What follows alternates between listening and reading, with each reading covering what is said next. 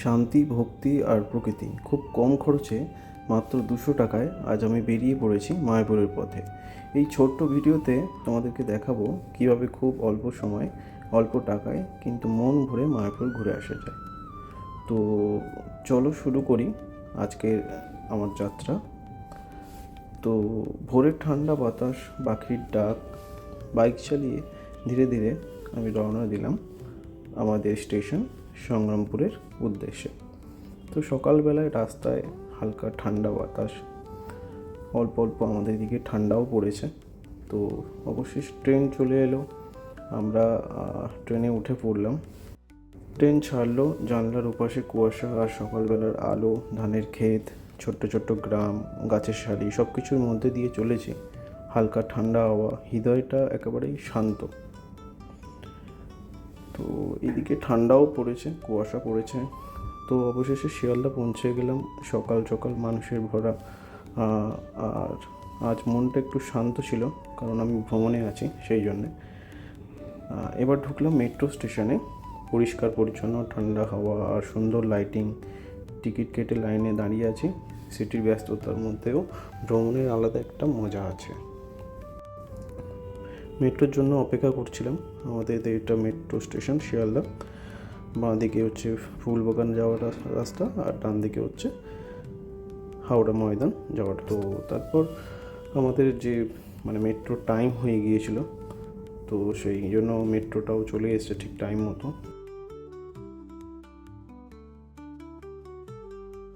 তো অবশেষে মেট্রো চলে এলো। মেট্রোর একটা সাউন্ড, সেটা তো শুনতেই পাওয়া যায়। আর মেট্রোতে উঠে খুব অল্প সময়, মাত্র একটা স্টেশন পরে, এরপরে যায় এসপ্ল্যানেড, তারপরে চলে আসে হাওড়া, তারপরে হাওড়া ময়দান। তো আমি নামলাম হচ্ছে হাওড়া স্টেশন নেমেই বাঁ দিকে 1 থেকে 15 নম্বর যে প্ল্যাটফর্মগুলো আছে, পুরোনো বিল্ডিং, ওই বিল্ডিংয়ে চলে যেতে হয়। তো সেখানে এসে 14 নম্বর প্ল্যাটফর্ম, 13 নম্বর প্ল্যাটফর্ম, এই দুটোতেই দেয় বালুরঘাট এক্সপ্রেস। তো এই বালুরঘাট এক্সপ্রেস ধরে আমি চলে যাব মায়াপুর। খুব অল্প সময়, মাত্র 1 ঘন্টা 37 মিনিটের মতো সময় নেয়, কি 1 ঘন্টা 40 এরকম টাইম নেয় আর কি।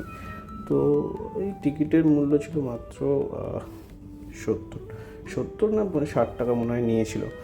তো তো অবশেষে হাওড়া স্টেশন ছাড়লো। আস্তে আস্তে ট্রেনটা এগিয়ে যাচ্ছে। হাওড়া স্টেশনটা খুবই বড় একটা স্টেশন। এই স্টেশনটা অনেক মানুষের চলাচল হয়, এবং এখানে দেখতে পাচ্ছ কতগুলো লাইন একসাথে দেখা যাচ্ছে। আর ট্রেনটাও অনেক বড়। আর এইটা যেটা দেখতে পাচ্ছ, এটা হচ্ছে বন্দে ভারতের কারশেড।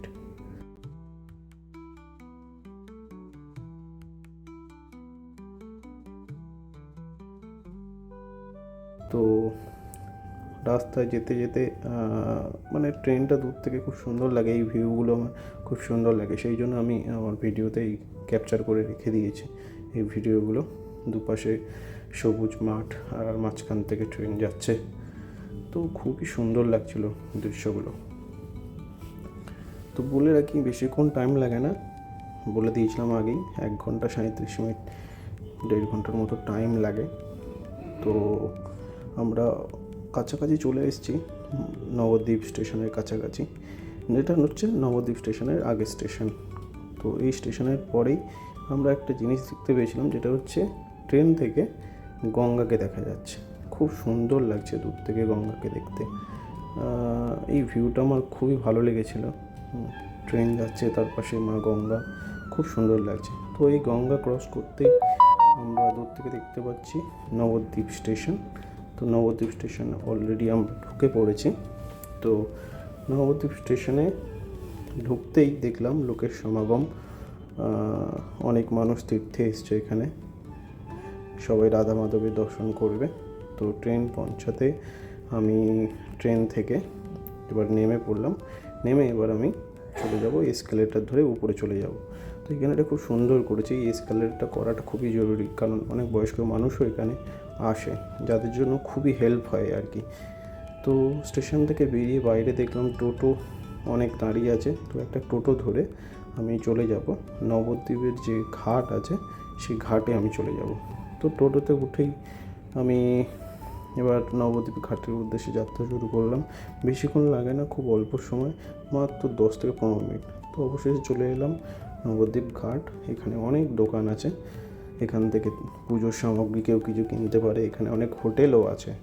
তো এখান থেকে আমি আমার যাত্রার জন্য টিকিট কেটে নিলাম।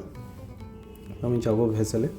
তো ভেসেলে 10 টাকা টিকিট, আর নৌকাতে গেলে 5 টাকা টিকিট। তো আমি ভেসেলেই চলে গেছিলাম। তো ভেসেলের জন্য ওয়েট করার পরে ভেসেল চলে আসে এবং 10 টাকা টিকিট কেটে আমি ভেসেলে উঠে পড়ি। দূর থেকে দেখা যাচ্ছিল মায়াপুর ইস্কনের সেই সুন্দর একটা মন্দির, খুব সুন্দর লাগছিল দূর থেকে। তো ভেসেল চলে আসে, আমি ভেসেলে উঠেও পড়ি এবং আমাদের ভেসেল যাত্রাটা শুরু হয়। ভেসেলে যেতে বেশি সময় লাগে না, 15 মিনিটের মতো টাইম লাগে, খুব কাছাকাছি, এবং ভেসেলটাও যথেষ্ট দ্রুত চলে। আর এইখানে দেখা যায় মা গঙ্গা আর যমুনা মিলনস্থল। এই জায়গাটায় দুরকম রঙের আর কি জল দেখতে পাওয়া যায়, একটা হচ্ছে হলুদ আর একটা হচ্ছে নীল। তো আমরা মায়াপুর ঘাটের খুব কাছাকাছি চলে আসি এবং মায়াপুর ঘাটে পৌঁছে গেলাম। অলরেডি পৌঁছে বাইরে দেখলাম টোটো দাঁড়িয়ে আছে। মায়াপুরে ঢুকে প্রথমেই মনে হবে এখানকার বাতাস, রাস্তাগুলো, মানুষগুলো সব যেন আলাদা। এখানে সবাই হরে কৃষ্ণ বলেই কথা শুরু করে আর হাসি দিয়ে শেষ করে। যেখানে প্রতিটা ধুলো কোণাতেও ভক্তি, প্রতিটা মন্দিরে শান্তি। তো এই পথ দিয়ে যত এগোবে তত বুঝবে এটা কেবল একটা জায়গা নয়, এটা একটা অনুভূতি। এখানে কোনো দুঃখ টিকে থাকতে পারে না, কোনো স্ট্রেস থাকে না, শুধু থাকে ভক্তি, সঙ্গ আর অদ্ভুত এক শান্তি। দেখো, নানা দেশের মানুষ, সবার পোশাক ভিন্ন, ভাষা ভিন্ন, কিন্তু হৃদয়ের ভাষা একটাই, হরে কৃষ্ণ। এখানে এসে বুঝেছি ভক্তি, ধর্ম কখনো জাতি ধর্ম দেখে হয় না। কৃষ্ণ সবার, আর কৃষ্ণ প্রেম সবার অধিকার। এখানে ঢুকলেই অন্য এক জগৎ, মৃদঙ্গের তালে, করতালের ঝংকারে মন হারিয়ে যায়। মনে হয় এখানে বসে থাকি ঘন্টার পর ঘন্টা। চোখ বন্ধ করো, শোনো হৃদয়ের ভিতরে কৃষ্ণ নাম।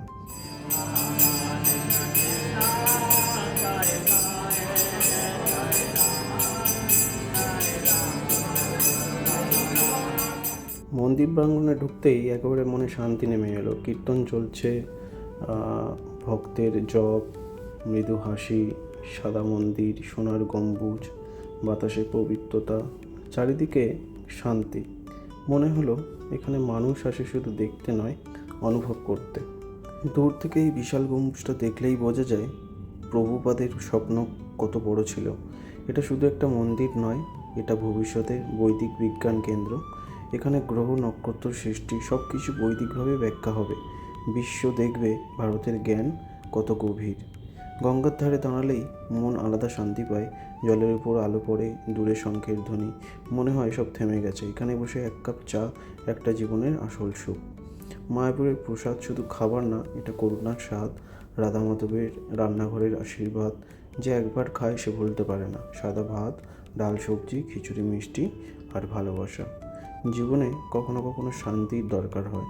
শব্দ থেকে দূরে, কোলাহল থেকে দূরে মনকে শুনতে হয়, আত্মাকে অনুভব করতে হয়। মায়াপুর সেই জায়গা যেখানে হৃদয় কৃষ্ণের কাছে ফিরে যায়। দিন শেষ, কিন্তু মায়াপুরের আলো নেভে না। এখানে প্রেম জেগে থাকে, ভক্তি জেগে থাকে। আজ কেবল দেখলাম, কাল হয়তো ফিরবো আবার, কারণ মায়াপুর একবার এলে মন বারবার ডাক দেয়। প্রসাদ, কীর্তন, সবুজ গাছ, মানুষের ভক্তি সব কিছু মিলিয়ে একটা ডিভাইন অনুভূতি। মায়াপুর শুধু একটা জায়গা নয়, এটা মনে শান্তি দেওয়ার একটা শক্তি। মন্দিরের ভিতর ঢুকতেই রাধা মাধবের দর্শন পেলাম। চোখ বন্ধ করতেই মনটা একেবারে পরিষ্কার হয়ে গেল। খুব সুন্দর অপরূপ দৃশ্য। ইস্কন মায়াপুর শুধু একটা মন্দির না, এটা একটা ভাব নিয়ে বাঁচার জায়গা, যেখানে জাতি, ধর্ম, দেশ সব ভুলে মানুষ একটাই নাম বলে, হরে কৃষ্ণ। তো এত বড়, এত মহামান্বিত, বিশ্বের সবচেয়ে বড় বৈদিক মন্দির তৈরি হচ্ছে এখানে। এটা একটা শুধু স্থাপত্য নয়, ভারতের সাংস্কৃতিক গৌরব।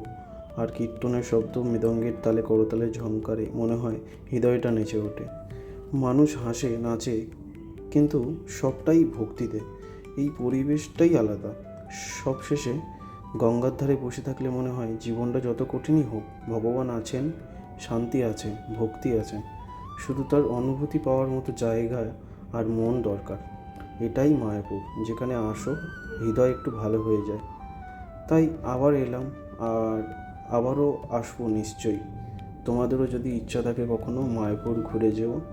এখানকার এই যে এত বড় একটা বিল্ডিং, দূর থেকে এত সুন্দর লাগে, বলে বোঝানোর নয়। তো বন্ধুরা, এখন গঙ্গার উপর দিয়ে ধীরে ধীরে ফিরে যাচ্ছি। কথা কম, অনুভূতি বেশি। শুধু গঙ্গার স্রোত আর বাতাসের শব্দ শুনে মনটা শান্ত হয়ে যায়। গঙ্গা এমন একটা জায়গা যেখানে দাঁড়ালে মনে হয় সময় থেমে গেছে। জীবনের যত টেনশন, চাপ, ব্যস্ততা সব যেন ঢেউয়ের সাথে ভেসে যায়। দেখো, ওখানে দূরে এখনও মায়াপুরের গম্বুজ দেখা যাচ্ছে। মন টানছে আবার ফিরে যেতে, কিন্তু সফরের শেষটাই আলাদা অনুভূতি। সূর্যের আলো যখন জলের উপরে পড়ে ঝিকিমিকি করে, মনে হয় ভগবান যেন হাসছে আমাদের দিকে তাকিয়ে। তো ভিডিওটা বেশি বড় না করে এখানেই শেষ করলাম। টাটা, ভালো থেকো সবাই। হরে কৃষ্ণা, হরে কৃষ্ণা।